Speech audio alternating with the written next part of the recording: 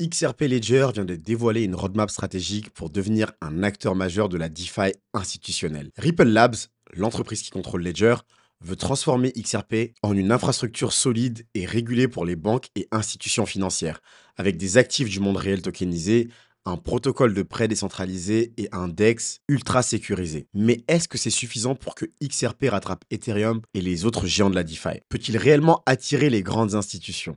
Quels sont les défis et les opportunités de cette nouvelle approche? Dans cette vidéo, on va analyser en profondeur la nouvelle stratégie de Ripple, ses implications et ce que ça signifie pour l'avenir du token XRP. Bon, avant de commencer, vous avez certainement dû regarder vos wallets ce matin et les cours des tokens. XRP est en difficulté actuellement, avec une chute du prix actuellement. Donc avant de dévoiler la feuille de route, je voulais également qu'on analyse un peu le prix avec ce qu'il se passe sur les marchés. Il y a une tendance qui inquiète les investisseurs, mais c'est valable pour pas mal de tokens: la chute du prix de XRP et la baisse de l'open interest sur les futurs. Je le rappelle, pour ceux qui ne savent pas c'est quoi l'open interest, c'est un élément qui est extrêmement important. Imaginez un grand stade de paris sportif où les traders misent sur la montée ou la descente du prix du XRP. Si l'open interest augmente, ça veut dire qu'il y a de plus en plus de paris en cours, donc les traders sont actifs et que le marché est dynamique. Si l'open interest baisse, ça veut dire que les traders ferment leur position, ils quittent le jeu, signe d'un désintérêt ou d'une perte de confiance dans les tendances du marché. En ce moment, l'open interest sur XRP, il est au plus bas de 2025, ce qui signifie que moins de traders prennent position sur XRP, et donc ce qui laisse à penser que l'enthousiasme autour de la crypto diminue. Il est à son plus bas niveau de 2025, à 1,33 milliard de dollars, soit en baisse de 8% en une semaine. À titre de comparaison, Solana n'a baissé que de 4% et Dodge est resté stable. On a également eu une correction brutale sur le prix. Entre le 23 et le 26 février, le prix du XRP a chuté de 16%, ce qui a entraîné 79 millions de dollars de liquidation en contrat long. Et cette baisse, elle survient malgré un contexte réglementaire qui est plus positif et des attentes croissantes sur l'approbation de l'ETF XRP aux États-Unis. Ça, on y reviendra quand même plus tard. Un des éléments qui pourrait freiner l'enthousiasme des investisseurs, c'est que la SEC a abandonné les affaires contre Coinbase, OpenSea et Uniswap, mais toujours pas contre Ripple, ce qui peut freiner leur enthousiasme. Ce qui est sûr, c'est que si la SEC l'abandonne rapidement, XRP pourrait connaître un rallye massif, mais si l'incertitude persiste, l'adoption institutionnelle pourrait être freinée, ce qui va limiter l'impact positif de la roadmap DeFi de XRP Ledger. Et c'est ce qu'on va donc développer dans la suite de la vidéo. Alors, Ripple Labs veut faire de XRP Ledger une blockchain incontournable pour les institutions financières avec 3 innovations majeures. Un DEX sécurisé pour les banques. Ripple développe un exchange décentralisé avec permission qui est conçu pour les grandes institutions. Contrairement aux DEX classiques comme Uniswap ou autres, ce modèle va permettre aux banques de trader des actifs tokenisés tout en respectant les réglementations, c'est-à-dire le KYC, le Know Your Customer et les autres. L'objectif, c'est d'attirer les grands capitaux tout en garantissant la conformité. Le deuxième point, c'est un protocole de prêt innovant. Ripple introduit un système de prêt basé sur le crédit, ce qui évite l'exigence de surcollatérisation des plateformes DeFi classiques. Ce modèle, il va permettre aux institutions d'accéder au financement sur la blockchain avec des conditions plus souples, ce qui ouvre la voie à une adoption massive par les entreprises. Le troisième point, c'est la tokenisation des actifs réels. Ça, je vous en parle depuis un petit bout de temps, notamment avec BlackRock, mais XRP Ledger mise sur les actifs du monde réel tokenisés, les RWA, avec son multi-purpose token, le MPT. Ce standard, il pourrait révolutionner la tokenisation des actions, des obligations, de l'immobilier et des matières premières, qui est un marché estimé à 30 000 milliards de dollars. Ripple ne veut pas concurrencer Ethereum sur la finance décentralisée grand public, mais devenir le pont entre la finance traditionnelle et la blockchain. Cette stratégie, elle pourrait transformer XRP en un acteur clé du futur système financier numérique. La question qu'on peut se poser, c'est pourquoi XRP est en retard sur la DeFi. Malgré ses ambitions, il reste loin derrière Ethereum et les autres géants de la DeFi, avec une total value lock, donc TVL très faible, avec seulement 80 millions de dollars,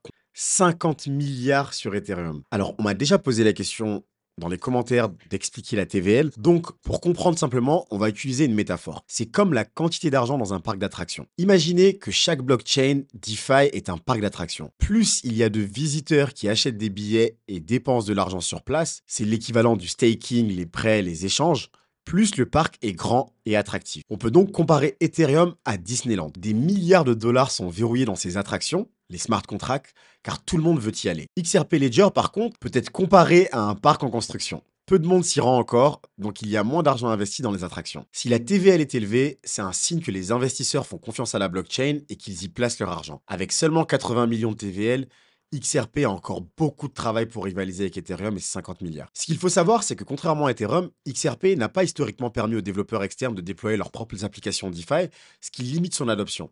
Il y a également un écosystème qui est encore trop contrôlé par Ripple. La plupart des innovations sur XRP sont portées par Ripple et sa communauté de développeurs, ce qui freine la décentralisation et l'innovation externe. Pour combler ce retard, XRP doit séduire les investisseurs et les développeurs en leur offrant une plateforme aussi performante que ses concurrents. Il y a cependant quelques signaux qui sont encourageants qui apparaissent déjà. Son DEX a traité par exemple plus d'1 milliard de dollars de transactions depuis son lancement en 2024. Il y a également la tokenisation des actifs du monde réel, qui est un marché colossal et XRP veut capturer une part importante. Reste à voir si cette stratégie va convaincre les institutions de choisir XRP plutôt qu'Ethereum ou d'autres blockchains qui sont déjà bien établis. Mais ce qu'il faut noter, c'est que malgré son retard, XRP possède quand même des cartes maîtresses qui pourraient lui permettre de rattraper son retard rapidement et même se différencier d'Ethereum. Pour attirer les banques et les fonds d'investissement, XRP a bien compris que les RWA étaient un atout majeur. Ethereum domine la DeFi classique, mais XRP pourrait donc devenir la référence pour les actifs financiers traditionnels. Il y a également le fait que le contexte réglementaire peut être plus favorable. Depuis l'élection de Donald Trump, les États-Unis prennent un virage pro-crypto.